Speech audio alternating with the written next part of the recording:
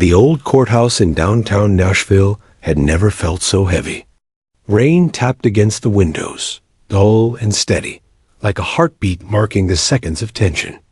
Every seat was filled with reporters with their notepads poised, police officers standing along the back wall, and townspeople who had followed the case since that tragic night 6 months earlier. When the double doors opened, the noise died instantly. A bailiff stepped forward, leading a tiny girl with light brown curls and a yellow dress patterned with sunflowers. In her small arms, she clutched a teddy bear so tightly its fur was flattened, one button eye missing. She couldn't have been more than 3.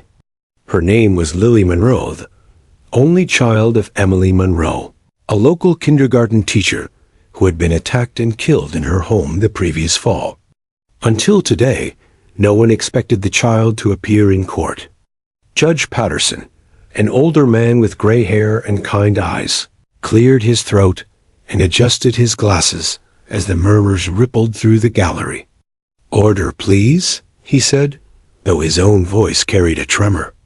It wasn't often that justice depended on a toddler. At the defense table sat Victor Halle, a 38-year-old businessman whose calm demeanor had unnerved everyone since his arrest. He'd been a family acquaintance, someone Emily once trusted. When his cufflinks were found near the Monroe home, suspicion turned to certainty, but his expensive lawyers had torn the prosecution apart.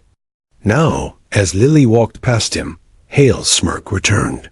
"She's just a child," his attorney whispered. "This is a circus." The prosecutor, Sarah Kendall, ignored him. Her eyes stayed on Lily, gentle and steady. "Hi, sweetheart," she said softly, as the little girl was lifted onto the witness chair. "Do you remember me?" Lily nodded slightly, clutching her teddy tighter. Sarah smiled reassuringly. "You're very brave to be here today. We're going to ask you some easy questions, okay?" Across the room, Officer Daniels stood tall, his police uniform crisp, his partner, a German shepherd named Rex, sitting patiently at his side. Rex had been the one to track the scent from the Monroe home through the woods, stopping right where Hale's car had been parked. The dog had become a silent hero in town, the 4-legged detective who found the first clue. When Judge Patterson gave the nod, Daniels stepped forward, guiding Rex toward the stand. The click of the dog's claws echoed in the still room. Everyone's eyes followed. Lily's gaze lifted, and something in her face changed. Her fingers loosened around the teddy bear. Her mouth opened slightly, as if she was seeing something or someone she hadn't expected to see again. Rex stopped a few feet away, tilting his head curiously. His tail swayed once. The judge leaned forward. "Officer, please introduce the witness." Daniels nodded.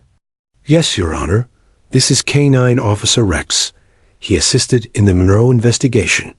At the mention of the name, Lily blinked and whispered, "Doggy." A faint smile touched Daniel's face. "That's right, sweetheart. Rex remembers you."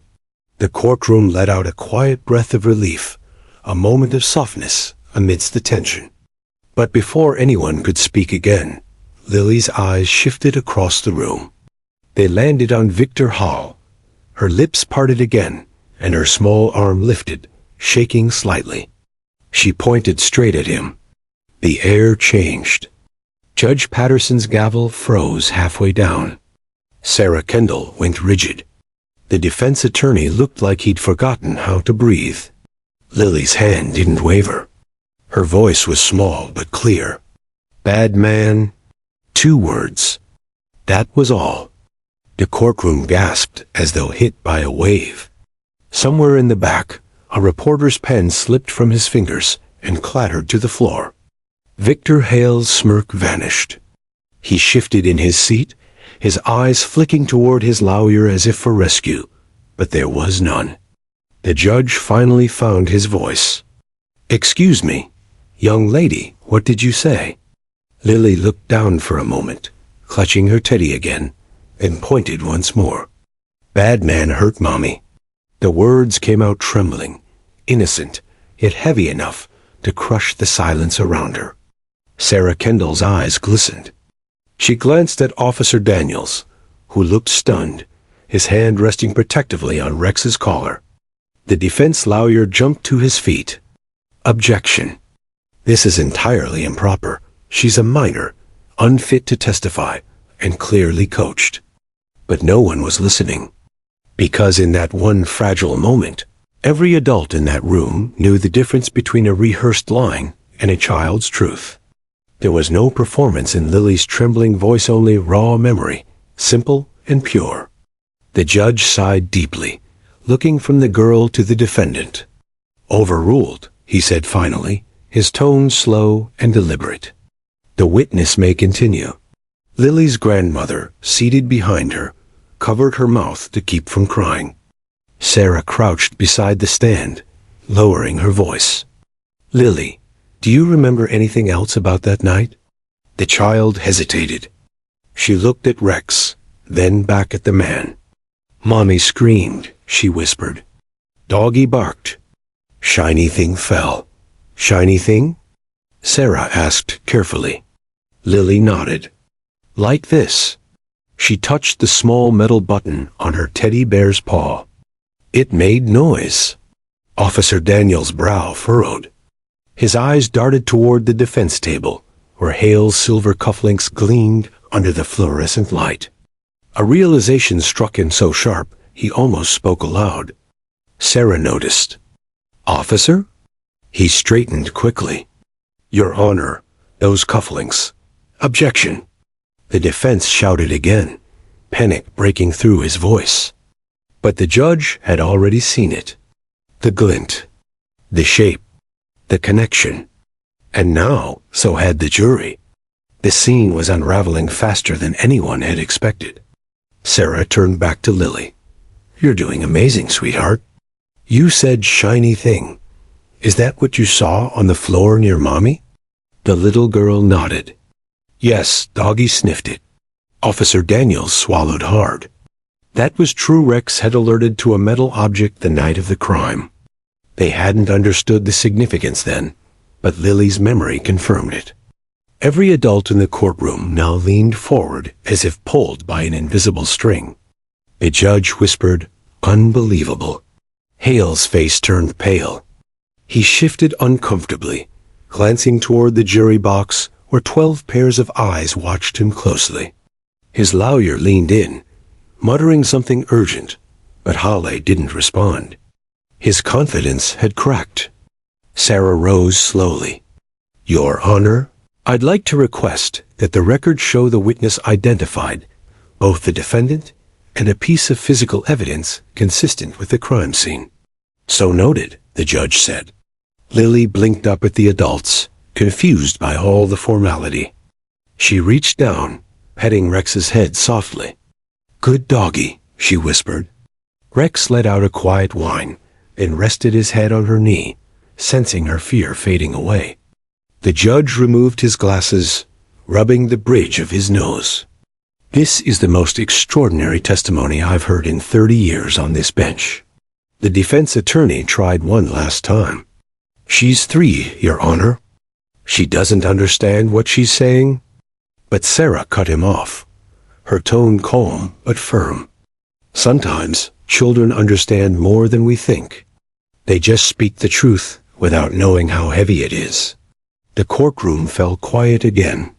The rain outside had stopped. Light from the tall windows spilled across the floor, touching Lily's yellow dress, the dog's fur, and the silver gleam of cufflinks on the defense table. For the first time in months, everyone felt it something shifting, like the first crack of dawn after a long night. The smallest witness in Tennessee had just changed the course of a murder trial with 2 trembling words. Bad man. And in that moment, every person in that courtroom knew justice had just found its voice spoken through the courage of a little girl and the loyal dog who had never stopped believing her. The echo of Lily's tiny voice still hung in the air when Judge Patterson finally raised his gavel. He didn't strike it. No one moved. Even the ceiling fan seemed to have stopped spinning. 2 words "bad man" had cracked through months of legal arguments like lightning across glass. Reporters forgot to write, jurors forgot to blink, and the crowd in the gallery held its collective breath, afraid that the smallest sound might break whatever spell had settled over the room. At the defense table, Victor Hawley sat stiff as stone. For weeks he'd worn the same faint smile, the kind of confidence that money buys and conscience can't touch. Now his jaw worked, chewing at nothing. The silver cufflinks on his wrists caught the fluorescent light, again cold, mirrored dots that seemed to wink with guilt. His attorney, a slick-haired man named Randall Greer, leaned close and hissed, "Don't react. She's a child, Victor. A baby. Everyone knows she's confused." But Hale's eyes had already darted toward Lily. The girl had shrunk slightly in her seat, gripping the edge of the witness chair. She wasn't confused. She was remembering. Her small chest rose and fell too fast, like someone reliving something she wished she could forget. Sarah Kendall, the prosecutor, recovered first. "Lily," she said gently, stepping closer. "You're doing just fine. You said, 'Bad man hurt Mommy.' Can you tell us what makes you say that?" Lily blinked. The microphone looked huge beside her face. He was there. Mommy screamed. Gasps scattered across the benches. Someone in the back whispered, "Dear God." The defense attorney shot up. "Objection, Your Honor." Leading the witness. "The child's statement is hearsay, speculative." Judge Patterson's gavel came down once, finally breaking the silence with a hard crack. "Overruled. The witness may answer." He looked directly at the defense. "Mr. Greer, sit down before I hold you in contempt." Greer bit his tongue and sat. He'd built his career tearing down witnesses, but how did you cross-examine innocence? Sarah turned back to Lily. "Sweetheart, when you say he was there, do you mean this man?" She pointed to the defendant. Lily's little finger rose again, trembling but certain. "Yes." Victor Hall exhaled sharply, a whisper of a curse sliding from his lips. Officer Daniels saw it. So did half the jury. The judge didn't, but perception was already doing its quiet work. Sarah knelt beside the stand, so she was eye level with the child. "Do you remember anything else? Anything that might help us understand what happened?" Lily hesitated. The teddy bear was clutched so tightly, it seemed strained. Mommy said, "Run, Lily." Her voice broke on the name. Doggy barked. Then loud bang. Mommy fell. The courtroom inhaled as one. Even hardened officers along the wall stared at the child in stunned silence. Officer Daniels felt his throat tighten. He remembered that night, the broken door, the overturned lamp, Rex pacing circles until he found a faint trail of perfume and blood that led into the yard. Sarah swallowed hard, forcing professionalism through her shaking voice. "You're very brave, Lily. I know it's hard to talk about. Do you remember what the bad man looked like?" Lily frowned, thinking. He had shiny hands. Shiny? She nodded, tapping her own wrists. "Like that." Her eyes flicked again to the silver on Hale's cuffs. Officer Daniels felt the hair on his arms rise. He looked at Sarah, who caught his expression instantly. She turned to the judge. "Your Honor, the witness's identification corresponds with physical evidence recovered from the scene metal cufflinks belonging to the defendant. Objection." Greer roared again. "Coincidence. Those items were never proven to be his." "Overruled," the judge said, the word landing like a verdict itself. Lily had stopped shaking. Somehow, telling the truth had steadied her. She looked at Rex, the dog who sat beside Officer Daniels, tail motionless, eyes locked on her. "Doggy knows," she whispered into the microphone. The judge frowned. "What did she say?" Daniels stepped forward respectfully. Your Honor, the K-9 reacted aggressively to the defendant during the initial investigation. The same behavior was observed this morning when Mr. Hawley entered the courtroom. Greer barked a laugh that sounded more desperate than amused. We're cross-examining dogs now? This is absurd. But the jurors weren't laughing. They'd seen it too, the way Rex's hackles had risen when Hawley walked by earlier, the low growl that Officer Daniels had quickly silenced. Instinct doesn't testify, but instinct lingers. Sarah used the pause to steady the moment. She turned back to Lily. You did good, sweetheart. Would you like some water? Lily nodded, accepting a tiny paper cup from a clerk. She drank with both hands, the microphone picking up each nervous gulp. When she finished, she whispered, Can I pet Doggy? The judge softened visibly. Yes, young lady, you may. Rex trotted forward and rested his head gently on her knee. Lily smiled for the first time that day, small and weary, but real. Cameras clicked quietly from the press row, capturing a photograph that would appear on front pages across America by morning. The child and the dog who told the truth. Across the room, Victor Hale's breathing quickened. Sweat gleamed on his temples. His attorney muttered something about mistrial motions, but nobody listened. The momentum had shifted, and everyone felt it like a change in weather. Judge Patterson turned to the prosecutor. Ms. Kendall, do you have any further questions? Sarah hesitated, then nodded. Just one. She looked back at Lily. Sweetheart, why did you say bad man? Did someone tell you those words? Lily shook her head. Mommy did. She said, Don't let bad man get you. The judge's gavel trembled in his hand. Even Greer's mouth fell open before he could stop it. Somewhere in the gallery, a woman began to cry softly.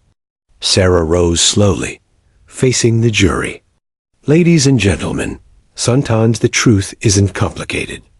Sometimes it's 2 words from a child who saw more than any child should. You saw her point. You heard her fear. And you watched a man lose his smile. Greer jumped up again, shouting about prejudice, emotional manipulation, judicial misconduct, every phrase in the defense textbook. But each protest sounded weaker than the one before. The judge finally banged the gavel. Enough. The jury will disregard counsel's outburst.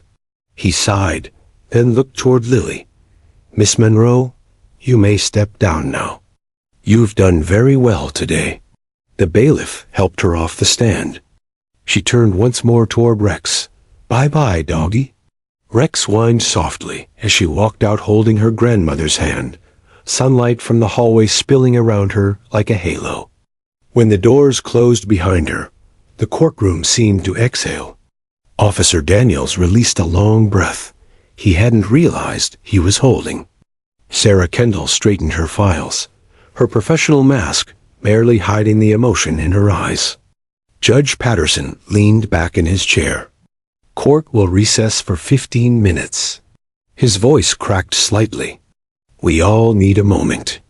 As the jurors filed out, Daniels looked across the aisle at Hall. For the first time, the man looked afraid. Truly afraid. Not of evidence, but of a little girl's memory that refused to stay buried. Sarah joined Daniels near the witness stand. Did you see his face? She whispered. Yeah, he said. He knows it's over. She just handed us the case. Sarah exhaled, shaking her head in disbelief. 3 years old. I've cross-examined adults who couldn't tell half that much truth. Daniels glanced toward the door Lily had disappeared through. Kids don't lie about monsters. They just tell you where they saw them. Outside, thunder rolled somewhere beyond the courthouse, a reminder of the storm that had been building since that awful night. Inside, the silence felt different now, lighter, purposeful, charged with the first stirrings of justice. Victor Hawley sat alone at the defense table, staring at the cufflinks that had once been symbols of wealth and power. Now they looked like shackles. In a few minutes, the trial would resume, cross-examinations would continue, and paperwork would pile high. But no matter what happened next, everyone in that courtroom knew they had witnessed the moment the truth began to speak for itself. And it had spoken in a child's trembling voice, 2 words that no jury, no lawyer, and no guilty man could ever unhear. Bad man. When court resumed that afternoon, the atmosphere had shifted. The energy was sharper, quieter, and more dangerous. The jury filed in with faces still pale from what they'd heard. The sound of a 3-year-old saying, "Bad man hurt mommy," had replayed in everyone's mind during the recess, like a haunting melody that refused to fade. Victor Hawley looked different. Now, his slick confidence gone, replaced by something sour and restless. His lawyer whispered rapidly beside him, but Hawley didn't answer. He just stared down at his cufflinks, polishing them with a napkin as if he could wipe away the truth that had begun to surface. Prosecutor Sarah Kendall stood near the evidence table, flipping through a folder. Her mind wasn't on the paperwork, though. It was on the picture she'd found tucked into one of the early case files that morning. It had been drawn in crayon on a piece of notebook paper wrinkled at the edges. A child's drawing. A big brown dog. A woman with yellow hair. And a shiny silver oval floating near the ground. It hadn't made sense before. Now it did. When the judge returned to the bench, Sarah took a deep breath and said, "Your Honor, the prosecution requests to enter an additional exhibit. A drawing made by the witness, Lily Monroe, shortly after the incident." The defense attorney rose instantly. "Objection. This is absurd. You're not entering a child's doodle into evidence." Judge Patterson peered over his glasses. "Mr. Greer, considering the nature of this case, I'll allow it." "Proceed, Miss Kendall." Sarah held the paper up so the jurors could see. Bright streaks of color under the courtroom lights. Crayon lines simple, clumsy, but telling. "This drawing," she began, "was made 3 days after the crime, while Lily was under the care of her grandmother. No one questioned its meaning then, but given her testimony today, it's clear this was her attempt to communicate what she saw." She pointed to the brown dog in the picture. "This is Rex." Then to the yellow-haired figure. "That's her mother." Finally, she tapped the small silver scribble near the corner. "And this Lily described as something shiny that fell to the ground the night of the attack." The jury leaned forward. Every eye in the room focused on that smudge of silver crayon. Sarah continued softly. "The only metallic object recovered from the Monroe home that night was a cufflink later matched by design and brand to those worn by the defendant." Greer stood again, voice cracking. "Your Honor, this is preposterous. She's 3.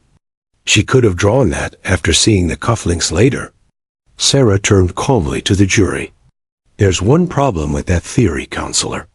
The child's grandmother submitted this drawing before the cufflinks were even recovered. The date is stamped right here, October 19th, the day after her mother's death." The defense lawyer froze. A few jurors exchanged glances. One woman bit her lip to keep from gasping aloud. Even Judge Patterson leaned forward slightly, eyebrows drawn. "Is that verified?" he asked. "Yes, Your Honor. The evidence tag and case log confirm it."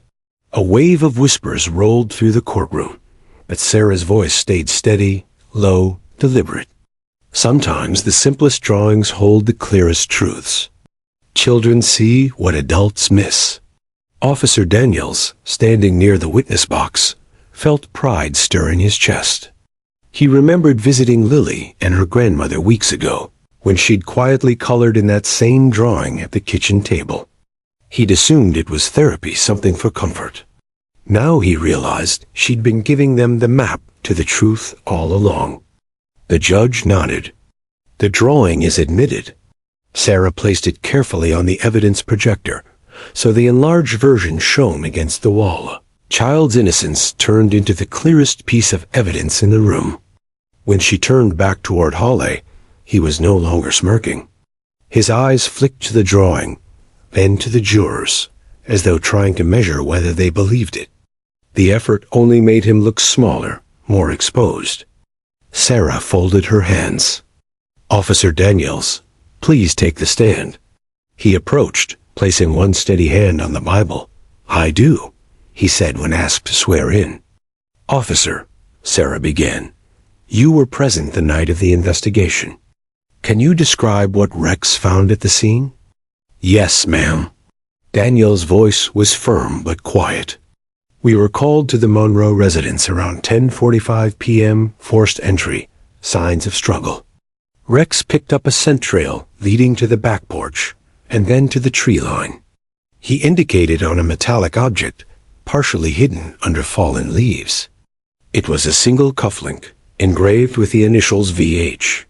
"VH," Sarah repeated, glancing at the jury. "And what is the defendant's name?" "Victor Hall." A defense lawyer muttered, "Coincidence." "Initials don't prove." "Counselor," the judge warned sharply, "you'll have your turn." Sarah walked closer to the witness stand. "Officer, did the child ever mention anything about this object?" Daniels nodded slowly. "Yes. When we spoke to her at her grandmother's house a week later, she said, 'Doggy found shiny.' At the time, we didn't connect it. But she drew that same shape right after." Sarah smiled faintly, sadness flickering in her eyes. "Thank you, officer." Daniels stepped down, and Sarah turned toward the jury again. Lily's words might be few, but they line up with facts. The cufflink was real. The dog's alert was real. And her fear, her memory has never changed. Greer tried to rally. "She's a traumatized toddler. You're building a case on a crayon sketch and coincidence." Sarah didn't raise her voice. She didn't need to. Then perhaps the defendant would like to explain why his cufflink was found at the crime scene. His car parked half a mile from the Monroe home, and his alibi proven false. A murmur spread again. Hale's knuckles whitened as he gripped the edge of the table. For the first time, he looked cornered. Sarah walked back to the projector and removed the drawing, folding it carefully as though it were glass. "Your Honor, I move to enter this exhibit as Exhibit 47, a visual testimony of memory and instinct." "So ordered," Judge Patterson said quietly. He looked at the little piece of paper before it disappeared into an envelope. "It's strange," he added, almost to himself. "Sometimes justice begins in crayon." The jury smiled faintly at that small, human smiles that carried hope and belief. As the court adjourned for the day, Officer Daniels stood near the doors, watching Lily's grandmother carry the girl out. Lily looked back over her shoulder once, waving shyly. Daniels crouched and gave a small salute. Rex wagged his tail. Outside, the sun had broken through the storm clouds for the first time in days. Light spilled through the courthouse windows, catching dust motes that danced like tiny stars. The air felt cleaner, clearer, like the truth had begun to breathe again. Sarah packed up her files slowly, staring at the envelope holding the drawing. She'd tried dozens of homicide cases, some open and shut, some brutal and hopeless. But none had felt like this. None had carried the pure ache of a child's truth, coloring its way into a courtroom. Daniels walked over. "You think the jury believes her?" Sarah looked at him. "They don't just believe her," she said quietly. "They feel her. That's more powerful." He nodded. "I'll keep Rex ready for tomorrow." "Good," she said, glancing toward the door where Lily had disappeared. "Because something tells me the dog remembers just as much as she does." As Daniels left with Rex at his side, the echo of claws against marble floors faded into silence. Only the faint rustle of paper remained, the sound of Lily's drawing being sealed away with the rest of the evidence. A simple picture, A big dog. A mother. A shiny thing. But to everyone who had seen it that day, it was no longer just a drawing.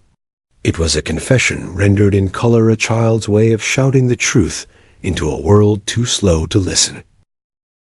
The next morning, the courtroom buzzed with anticipation. Everyone had heard the whispers.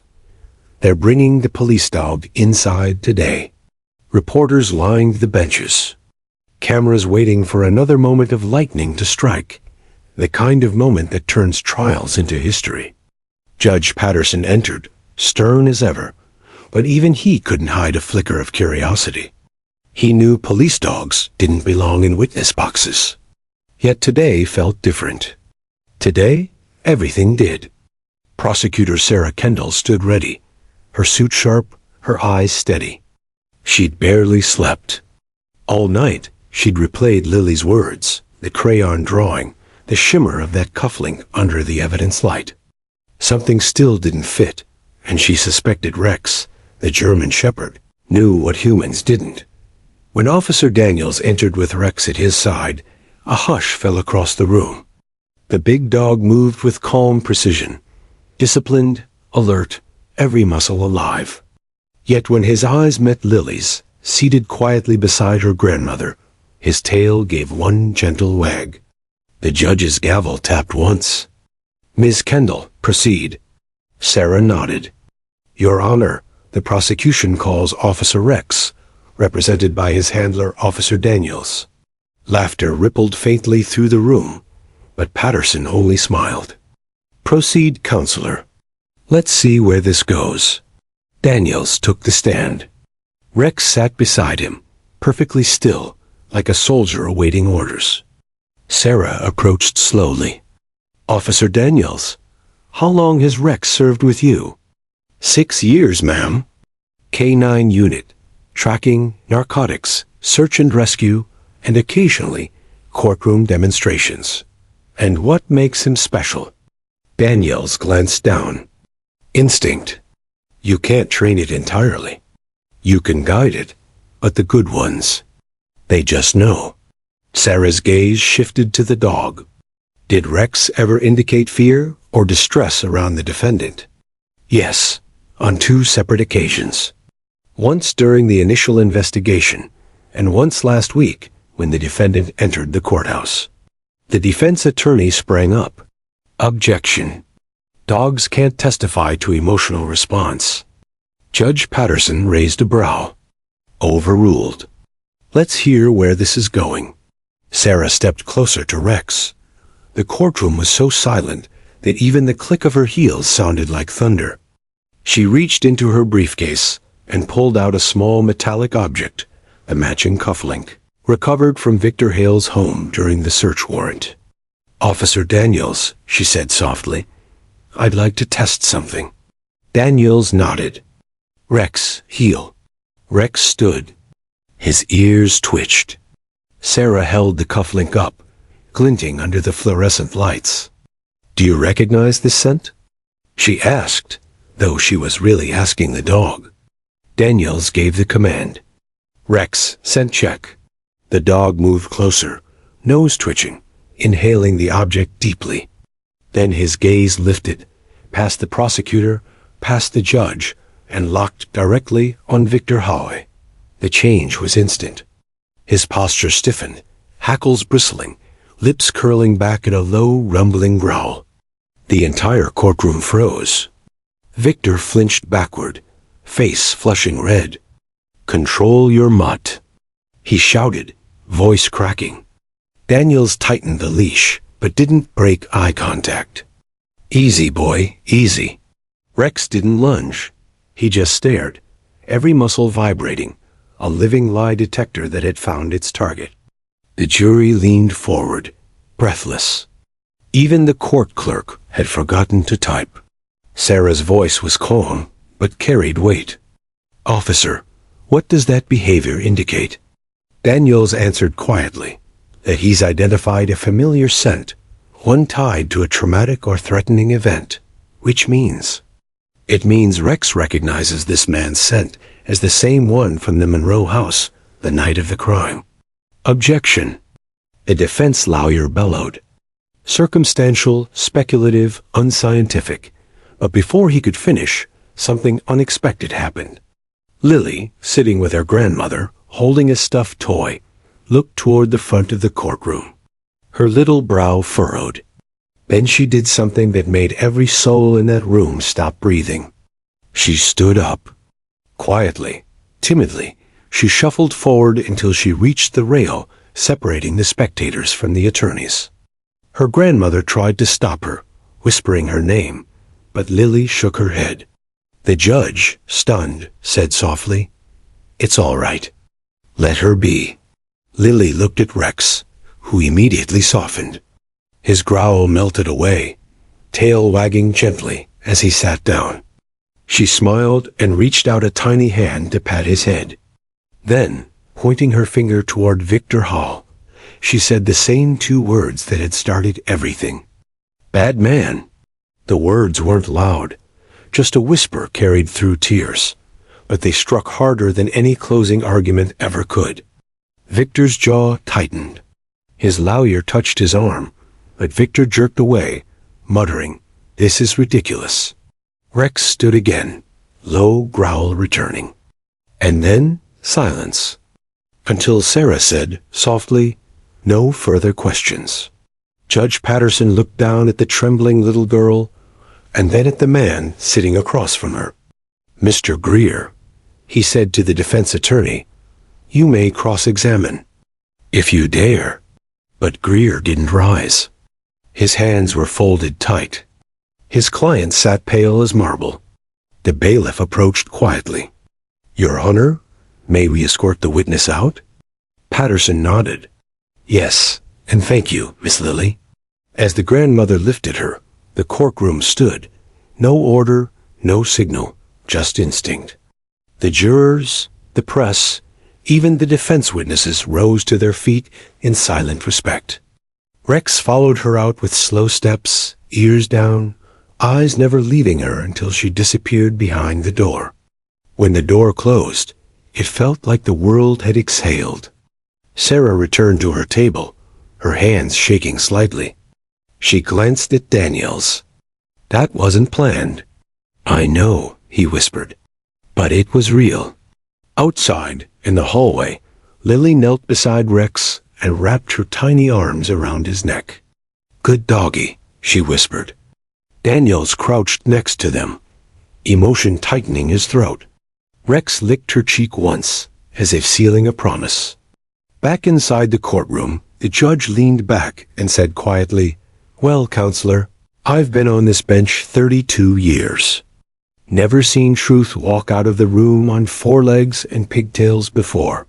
Sarah smiled faintly. "Justice sometimes comes with a tail, Your Honor." Laughter broke the tension. But beneath the smiles, there was something deeper, a shared recognition that something profound had just unfolded. Not legal theatrics, not evidence manipulation, just truth, raw, pure, and seen through the eyes of a child and her loyal protector. That night, Sarah sat in her office staring at the file. There was more work ahead, forensic reports, closing arguments, motions. But for the first time, she felt certain. This wasn't just a case anymore. It was a fight for the voice of someone too small to shout, and the instincts of a creature humans often underestimated. She wrote one note at the top of her legal pad before heading home. "The dog knew before we did. The child remembered what we forgot to listen." By the time court reconvened 2 days later, the air itself felt heavier. The story had exploded across every news outlet in the state. Toddler's words shake murder trial. Reporters swarmed the courthouse steps, flashes bursting like gunfire whenever anyone connected to the case walked by. But inside, the courtroom was quieter than ever. Every eye watched Victor Hall, the once cocky defendant now visibly unraveling. His expensive suit hung loose. His face was gray with sleeplessness. The confident smile he'd worn weeks ago had vanished, replaced by the restless twitch of a man who felt the walls closing in. Prosecutor Sarah Kendall, sat with her files in neat stacks, though she didn't need them anymore. The case was no longer built on paper. It was built on instinct, courage, and a child's truth. What remained was to expose the cracks fully, to show the jury not just what Hale had done, but who he truly was when the mask slipped. Officer Daniels stood in the back with Rex, who lay calmly at his feet. The courtroom had granted the dog quiet access now. The jury had requested it, saying his presence reminded them of the truth that started it all. When the judge entered, the entire room rose. The scrape of chairs, the shuffle of feet, even those sounds carried tension. "Court is now in session," Judge Patterson said. His voice was measured, but his eyes told the story. He knew this day could decide everything. Sarah rose. "The prosecution calls Victor Hale to the stand." There was a murmur through the courtroom, a rustle of disbelief. Even the defense attorney turned sharply. "Your Honor, my client will exercise his Fifth Amendment right?" But Victor interrupted him, voice hoarse. "No, I'll speak." His lawyer hissed, "Victor, I said I'll speak." He snapped, slamming a hand on the table. The room went still again. Slowly, he made his way to the witness stand, shoulders tense, eyes darting between the jury and the dog in the corner. Rex didn't move, but his gaze tracked him, calm, unblinking, patient. After he was sworn in, Sarah approached, her tone steady but piercing. "Mr. Hale, how did you know Angela Monroe?" He cleared his throat. "She worked for me. Temporary secretary. A few months. Was your relationship strictly professional?" A flicker of discomfort crossed his face. "Mostly." "Mostly?" She was friendly. I might have been friendly back. That's all." Sarah's tone didn't change. "Did your wife know about this friendliness?" His jaw tightened. "I don't see how that's relevant." "It's relevant," Sarah said softly, "because the night Angela Monroe was killed, your wife called her phone 4 times in 1 hour. The jury stirred. Victor's eyes widened just slightly. I didn't know that." "You didn't?" Sarah slid a paper forward. Phone records from 10 o'clock to 11 p.m., 3 missed calls from Mrs. Hale's number, and 1 connected for 42 seconds. What were they discussing? "I have no idea. Perhaps your wife had discovered something?" I said I don't know. He barked, voice cracking. Sarah paused, then spoke more softly. "Did you visit Angela's home that night?" He shook his head. "No." She stepped closer. "Then how did your cufflink end up under her back porch?" The question hit like a strike of lightning. Gasps rippled through the room. Victor froze. His throat bobbed once. It must have been left there before. "Maybe she borrowed it. She borrowed your cufflink?" Sarah repeated, almost gently. "That's your story?"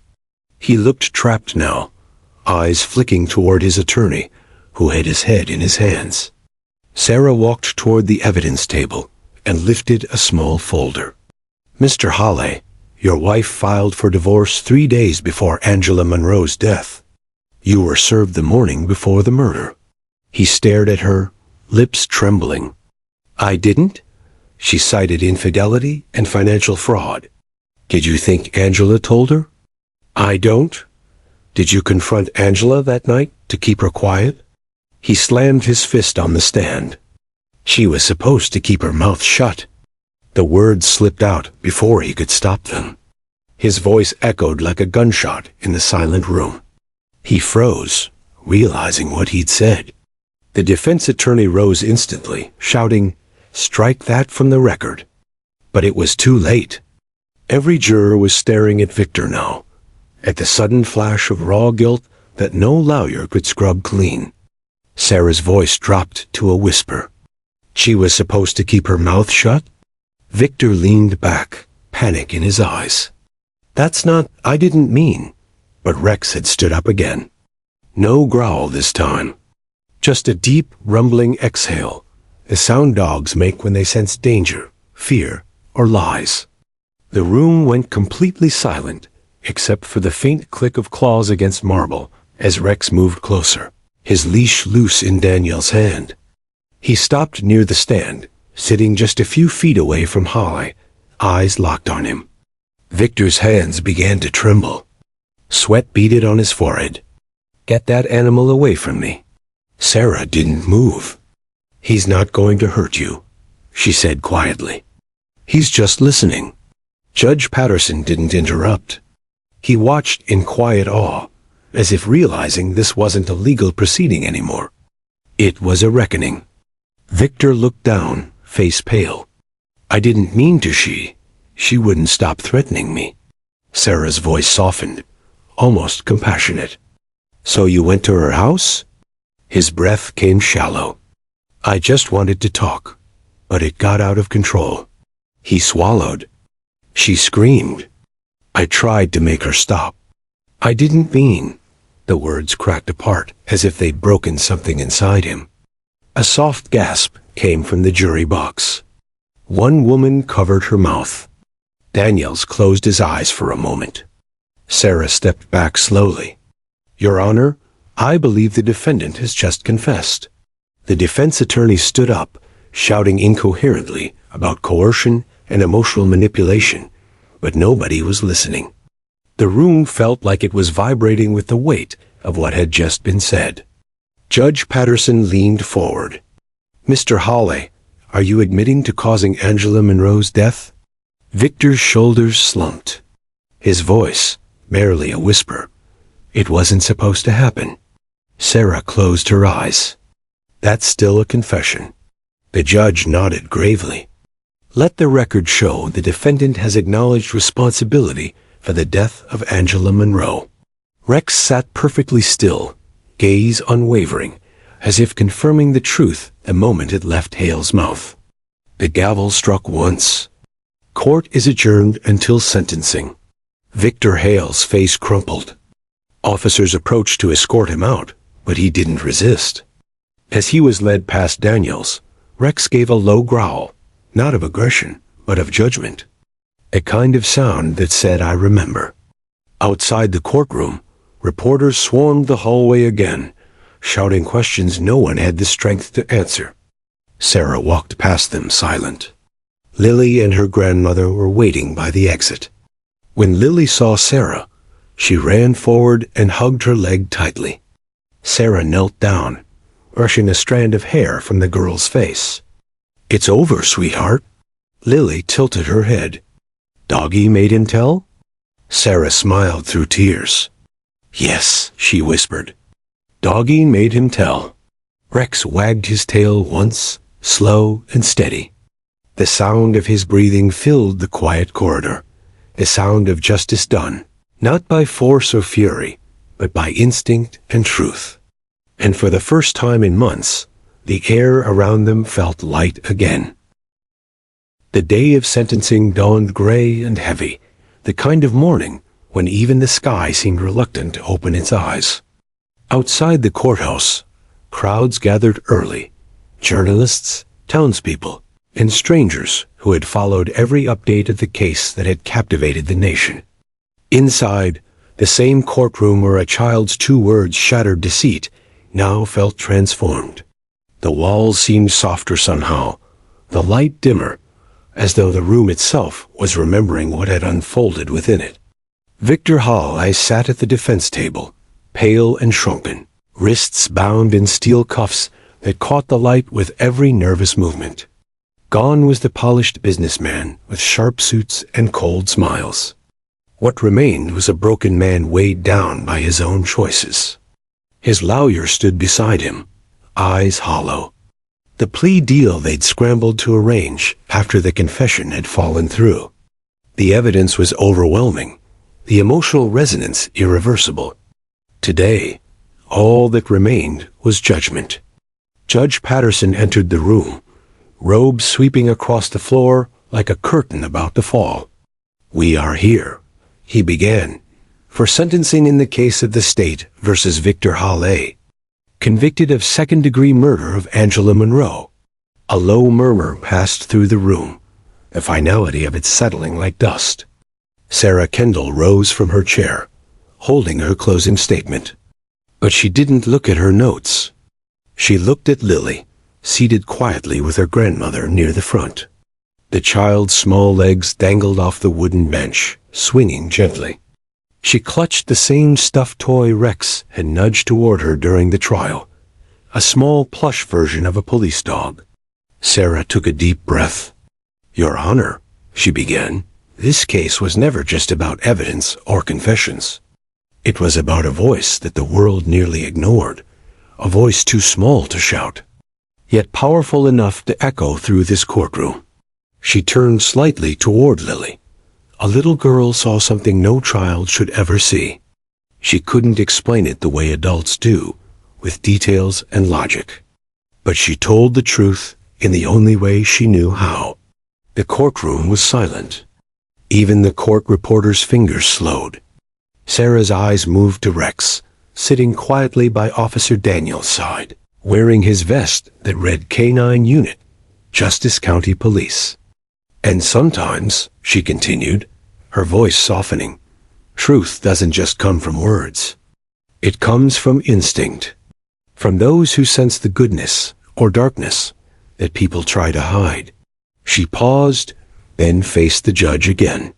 "For Angela Monroe, for her daughter, and for every child whose courage goes unnoticed, the prosecution recommends the maximum sentence, life imprisonment, without the possibility of parole." Victor's head sank lower, his eyes bloodshot and empty. Judge Patterson nodded slowly. "Thank you, Miss Kendall. Mr. Halley, would you like to speak before sentencing?" Victor hesitated, then rose to his feet. His voice was a whisper, hoarse and trembling. "I don't have excuses. I thought I could control everything. People, situations, truth. But I couldn't control her innocence. I couldn't live with what I did. I see her face every time I close my eyes." He glanced toward Lily, his expression crumbling.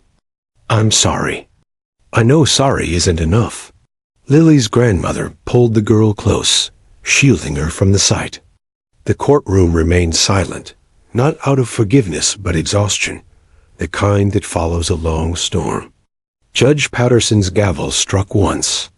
"Victor Hall, the court hereby sentences you to life in prison without the possibility of parole. May you carry the weight of your actions every day of your life." The sound echoed through the room, one clean, final sound, like the world exhaling for the first time in months. As bailiffs led Halley away, Rex gave one soft bark. Not loud or aggressive, just a sound that seemed to say it's done. When the doors closed behind the convicted man, Sarah finally allowed herself to sit. Her hands trembled as adrenaline drained away. Officer Daniels reached out, placing a reassuring hand on her shoulder. "You did it," he said quietly. She shook her head. "We didn't. They did." She glanced at Lily and Rex. "Those two found the truth before any of us." Daniel smiled faintly. "You ever seen a case end like this?" Sarah chuckled softly, though her eyes shimmered. "Never. And I don't think I ever will again." Outside, the gray morning had shifted to a fragile blue. Reporters waited, shouting questions as Sarah exited the courthouse, but she didn't stop. She needed quiet. Instead, she crossed the street to the park across from the courthouse, the one with benches, shaded by oaks and a small fountain that barely trickled anymore. Lily was there, sitting beside her grandmother, feeding crumbs to pigeons. Rex lay in the grass nearby, tongue out, eyes bright and gentle. When Lily saw Sarah approach, she smiled and waved. "Hi, Miss Lady." Sarah crouched beside her. "Hi, sweetheart. You did something very brave." Lily giggled softly. "Doggy helped." Sarah smiled. "Yes, he did. You both did." Lily looked thoughtful for a moment and whispered, "Mommy's not scared now?" The question pierced straight through Sarah's heart. She swallowed, choosing her words carefully. "No, honey. Mommy's not scared anymore. She's safe now, because of you." Lily nodded, satisfied. She reached over and patted Rex's fur. "Good doggy," she whispered, her tiny voice breaking the hush of the park. Rex licked her hand gently and lay his head on her lap, closing his eyes. It was as if the big, strong police dog had found peace too. Sarah stood with Daniels a few feet away, watching the scene, the sunlight flickering through the trees, the innocence returning to a child who had carried too much too soon. "You ever think," Daniels said quietly, "maybe dogs see more than we do? Not just smell or sound, I mean really see." Sarah smiled faintly. "Maybe that's why they don't lie." They stood in silence for a while, just watching. The city hummed faintly around them, distant and indifferent. Yet for this small group, the prosecutor, the cop, the dog, and the little girl, the world had changed forever. When it was time to leave, Daniels called softly, "Rex, let's go." The dog lifted his head, hesitated, then gently nudged Lily's stuffed police dog with his nose, pushing it closer to her before he stood. It was his way of saying goodbye, a parting gift from one protector to another. As Rex and Daniels walked away, Sarah lingered a moment longer. She looked at Lily and said, "If you ever get scared again, remember what you did. You told the truth, and that's stronger than anything bad people can do." Lily smiled shyly, clutching her toy. "Okay." Sarah turned away, her chest heavy but full, the kind of heaviness that comes from witnessing something sacred. Not religion, not law, just the quiet proof that innocence, no matter how small, can still move mountains. As the sun climbed higher, the courthouse behind them stood tall, no longer a place of pain, but of redemption.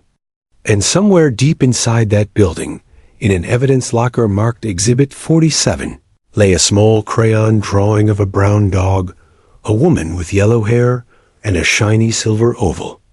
A child's truth preserved forever, fragile, pure, and stronger than any verdict.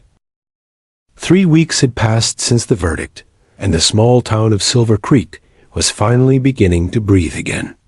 The courthouse lawn, once crowded with reporters and flashing cameras, now lay silent beneath autumn leaves. Yet for the people at the center of it all, the storm had merely shifted form, from noise to silence, from chaos to recovery. Sarah Kendall drove her old gray sedan down Maple Street, her mind distant. She'd taken a short leave from the prosecutor's office, the first in years. The Hala case had drained her in ways no other had, not just professionally, but spiritually. She turned into a narrow road leading to a quiet rehabilitation center, the Willow House. It wasn't a hospital, but a warm, welcoming home for children who had survived trauma.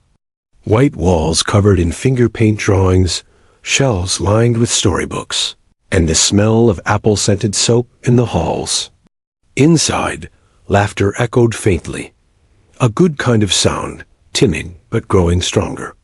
Lily was there. The little girl sat cross-legged on a colorful rug, carefully arranging toy blocks. A counselor nearby watched gently, letting her play freely.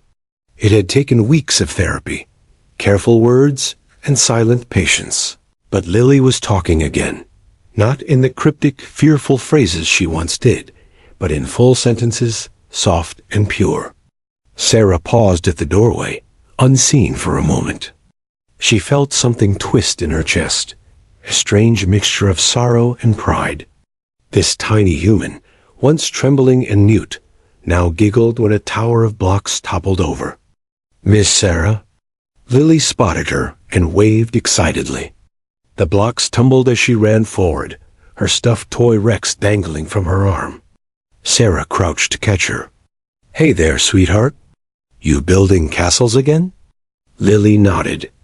"I made one for Doggy, too." "Of course you did," Sarah smiled, brushing a lock of hair from her face. "You're his best friend." Lily giggled. "Doggy likes snacks.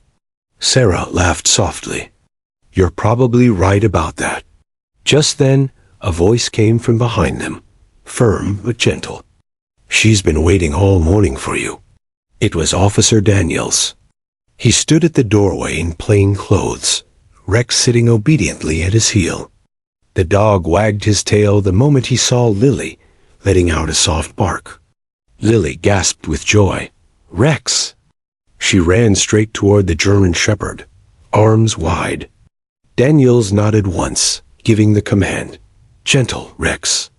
Rex lowered himself to the floor, tail thumping slowly as Lily hugged him around the neck. The sight never failed to move Sarah. How a 90-pound police dog could become soft as a pillow in the arms of a child. After a while, they all sat together in the courtyard garden behind the center. Golden leaves drifted down like confetti, and a faint chill carried the smell of cinnamon from somewhere inside. Sarah sipped coffee while Daniels threw a rubber ball for Rex, who caught it with joyful precision. She's doing better, Sarah said quietly, watching Lily draw something in her sketchpad. The therapists say she's processing what happened, slowly. Daniels nodded. She's stronger than most adults I know. Sarah smiled faintly. You included? He chuckled. Maybe. There was a pause, the kind of silence that didn't need to be filled. Finally, Sarah said, they're planning something next week. The department's putting together a small ceremony, honoring Rex for his part in the case. They want Lily there too. It's more for closure than publicity. Daniels raised an eyebrow. You think she's ready? Sarah looked at Lily. The little girl was drawing a big brown dog wearing a shiny badge, and beside it, a woman with yellow hair holding hands with a child. Yeah, Sarah said softly. I think she is. The following Thursday, the Silver Creek Police Department held a modest ceremony in its courtyard.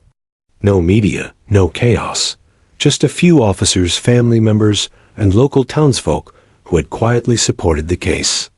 A banner fluttered above the small podium. Service Beyond Words, honoring K9 Officer Rex. Lily stood beside Sarah, dressed in a tiny white dress with pink ribbons. She clutched her toy Rex, holding it tight against her chest. When Chief Morales stepped up to the microphone, he smiled at the sight of the child. Today, he began, we're not just recognizing an officer. We're recognizing courage, the kind that doesn't need words. Officer Rex, through his instincts and loyalty, helped reveal a truth that would have stayed buried. He gestured toward Daniels and Rex, but courage is contagious. This brave little girl reminded us that even the smallest voice can be the loudest in the room. The crowd applauded warmly. Lily hid shyly behind Sarah's leg, peeking out with a smile. Then Chief Morales stepped down and called, Rex, front and center. Daniels gave the hand signal. Rex trotted up proudly, his fur gleaming, his tail swaying with calm pride. The chief pinned a small golden medal onto his collar, a symbol of honor for service beyond duty. The moment was quiet, heartfelt. Then Lily tugged on Sarah's sleeve and whispered, Can I say something? Sarah blinked, surprised. Of course, sweetheart. The crowd quieted as Lily stepped forward, tiny and trembling but determined. She took a deep breath. Doggy helped my mommy, she said softly. He found bad man. And now Mommy's not scared anymore. Her voice cracked slightly, but she continued, Thank you, Rex. There wasn't a dry eye in the crowd. Even the chief dabbed his eyes with a handkerchief. Rex, as if understanding, leaned forward and gently licked Lily's cheek. Applause filled the air, not the thunderous kind, but a soft, rising wave of human gratitude. Sarah felt her throat tighten. For a long time, she had believed justice came only from the courtroom. But now, watching this tiny girl and her dog, she realized that real justice, the kind that heals, comes from compassion. After the ceremony, Daniels walked up beside her. You ever seen anything like that? Sarah smiled through tears. No, and I don't think I ever will again. Lily was sitting cross-legged beside Rex, giggling as the big dog nuzzled her shoulder. The golden metal glinted faintly in the sunlight. For once, Silver Creek felt light again. A week later, a national news outlet picked up the story. But instead of sensational headlines, the article carried a simple title: Little Girl, Big Hero, How a Police Dog Helped a Child Speak the Truth. The story spread quietly but powerfully, inspiring donations to trauma centers, therapy programs, and K-9 units across the country. Letters poured in from parents, survivors, and police officers who said they found hope in the story of Lily and Rex. Sarah sat at her office one evening, scrolling through the messages with a tired smile. The world had needed this, a reminder that innocence, though fragile, could still change the course of justice. And in a small framed photo on her desk, taken that day at the ceremony, Lily stood between Daniels and Rex, all three looking into the camera with genuine smiles. Beneath it, someone had written in crayon, "Good dog, brave girl, justice." Sarah ran her thumb over the words and whispered, "The healing begins." Outside, in the fading light of dusk, the town of Silver Creek rested peacefully for the first time in months. The echoes of the trial had finally turned into something else, something gentle, like a lullaby for a world that had briefly lost its way. And somewhere, in a cozy bedroom filled with nightlight stars, Lily slept soundly with her toy dog by her pillow, her small heart finally at peace. 5 years had passed since that fateful day in court, the day a trembling 3-year-old girl pointed at a police dog and whispered the 2 words that changed everything. Time, with its gentle persistence, had carried Silver Creek forward. The courthouse had been repainted, the gardens replanted, and a new generation of officers had come through the precinct. But the story of Lily Monroe and K-9, Officer Rex, had never really faded. It had simply settled, not in headlines or news archives, but in people's hearts. Sarah Kendall stood outside the newly built Angela Monroe Children's Advocacy Center, named in memory of Lily's mother. The building stood at the edge of town, painted a soft sky blue, with murals of smiling children and service dogs along the outer walls. The center offered therapy, shelter, and legal aid for abused children, a dream born from one tragedy and built from its courage. Sarah, now serving as the center's director, walked through the front doors as laughter filled the hallways. It wasn't the nervous laughter of children masking fear. It was real, bright, and alive. She paused by a framed photo near the entrance, a candid shot of Lily, then 4, sitting beside Rex with her small hand resting on his paw. Beneath it read, "Where courage speaks louder than fear."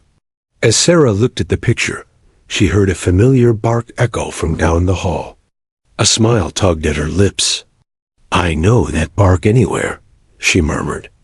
Down the hallway, in a bright therapy room filled with toys, Officer Daniels sat in uniform.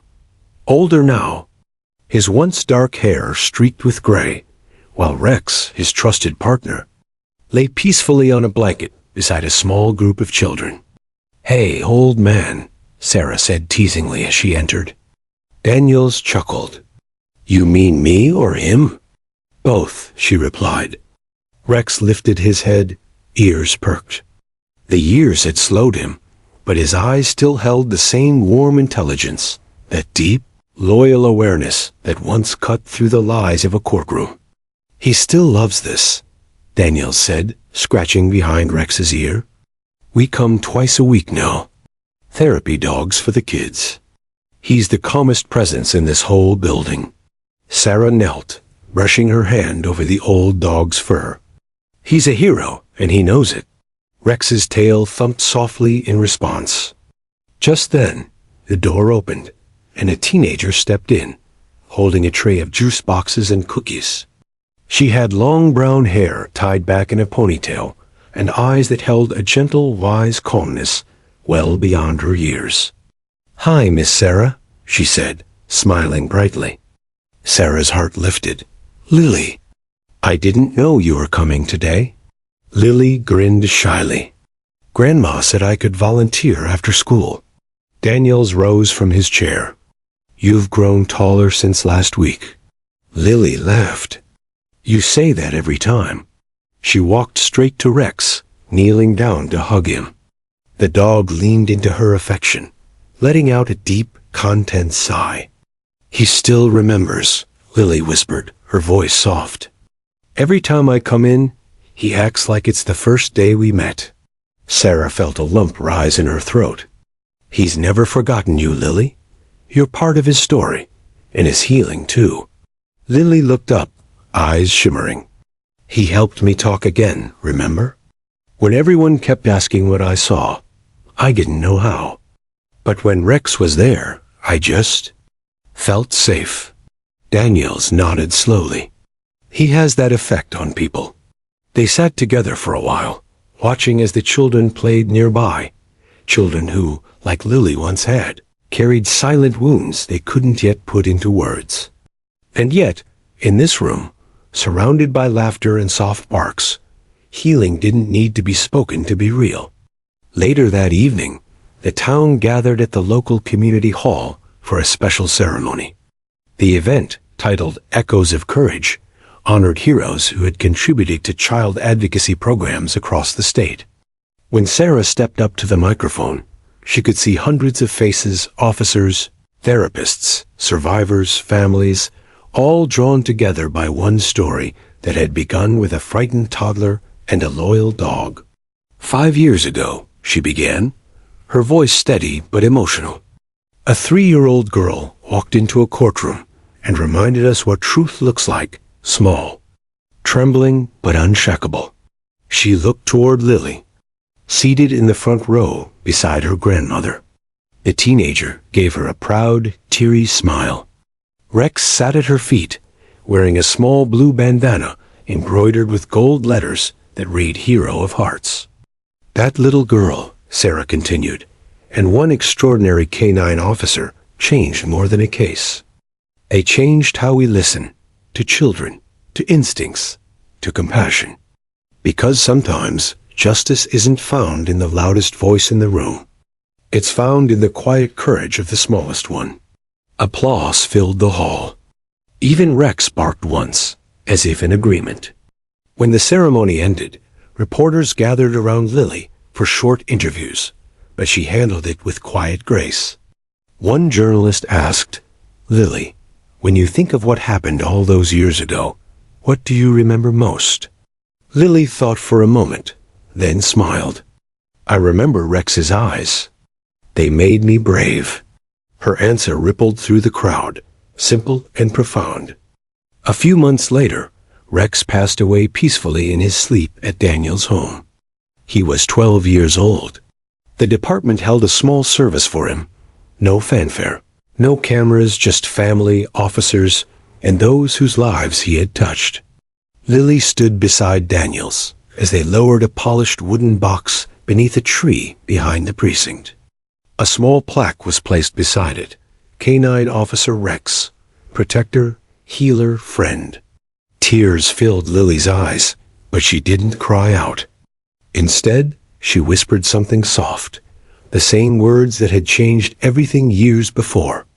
"Good dog." Daniels placed a gentle hand on her shoulder. "He'd be proud of you, Lily." She nodded, wiping her eyes. He already was.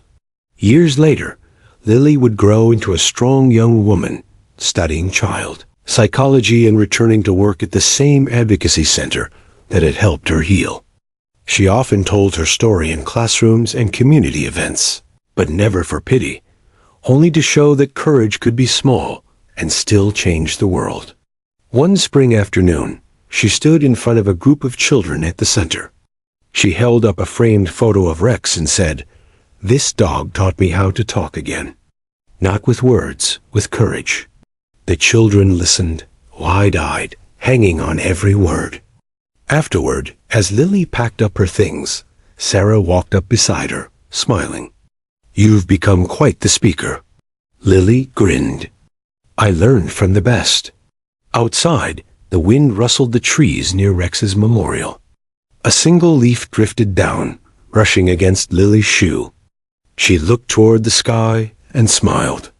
Maybe it was the breeze. Maybe it was memory. But for a brief moment, she swore she heard a soft bark, faint but familiar, as if somewhere beyond the world, Rex was still watching, still guarding, still proud. Epilogue. A plaque hangs today inside the Angela Monroe Children's Advocacy Center. It reads, "This center is dedicated to the bravery of one child and one police dog who reminded us that truth can speak, even when words cannot. Their courage continues to echo in every heart they've touched. And in the quiet of that center, every new child who arrives scared and silent is greeted by a painting near the entrance. A brown dog with kind eyes, sitting beside a little girl who is pointing toward hope. The title beneath says simply, 2 words that changed everything.